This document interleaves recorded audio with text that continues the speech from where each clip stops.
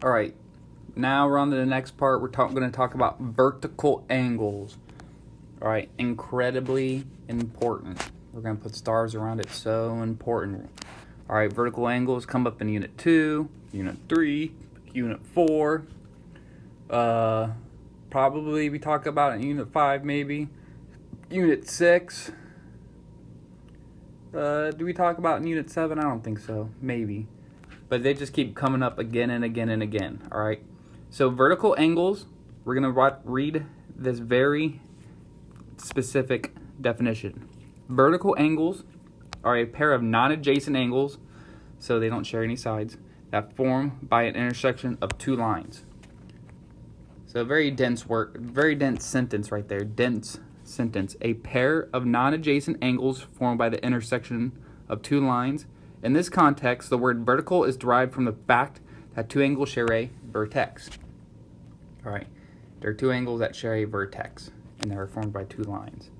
All right, this is mainly the punchline. Is in other words, think of vertical angles of forming an X. All right, so really, this is it right here. There's a line.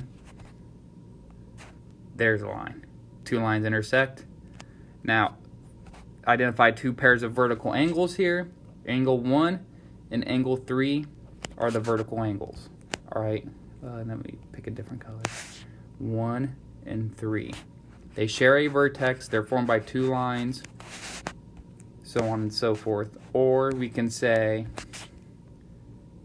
that looks too close. 4 and 2 are another pair. So it doesn't really have to do with vertical. It's more about sharing the vertex. But sometimes they're on top of each other like 1 and 3. But we have to be really good at identifying vertical angles. All right, it's a huge concept in this class. Now, what appears to be true about vertical angles? All right, you can tell by looking at this picture. All right, but let's look at this widget right here. Okay, I'm in GeoGebra. All right, so I can move things around. Look, this. If I'm going to make this green angle get smaller, well, the blue angle falls and gets smaller as well. And in fact, it looks like they're the same number. That's weird. What about if I do this? Well, what about this pair? Same thing. It doesn't matter how I move these lines. The vertical angles always have the same measures. All right? So in this picture, notability, I could do an arc and an arc. Those two angles are the same. Or I could do an arc, arc, arc, arc. Those two angles are the same. So what appears to be so special about vertical angles? They're congruent. They have equal measures. That's it. That's a punchline. And we have the vertical angle. And probably a word I should have included in this was congruence theorem.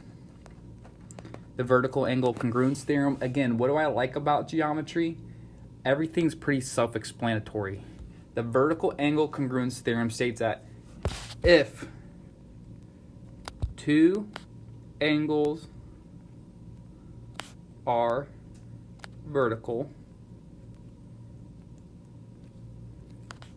then they are congruent.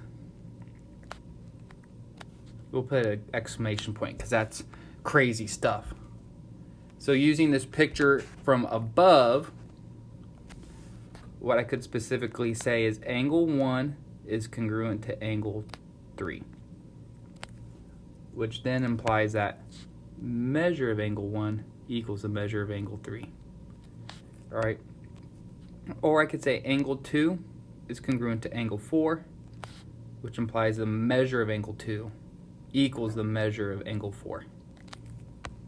Cool, cool, cool. All right, incredibly important, huge punchline of geometry itself. All right, so when we see a picture like this, what we need to get good at immediately is saying, well, these are vertical angles, so they're congruent, so they have equal measures. So I'm set up 10x plus 10 equals 11x minus 4. All right, that's it. That's the punchline. Subtract 10x from both sides.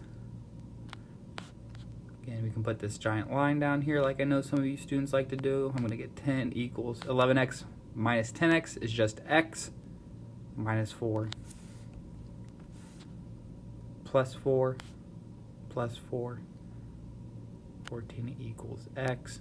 That's all the problem asked us to do, so I'm done. However, just to emphasize things, realize if I did 10 times 14 plus 10 up here, I would get 150. And then if I did it again down here, I would get 11 times 14 minus 4, which equals 150. So they're the same. Vertical angles are congruent. All right, incredibly important.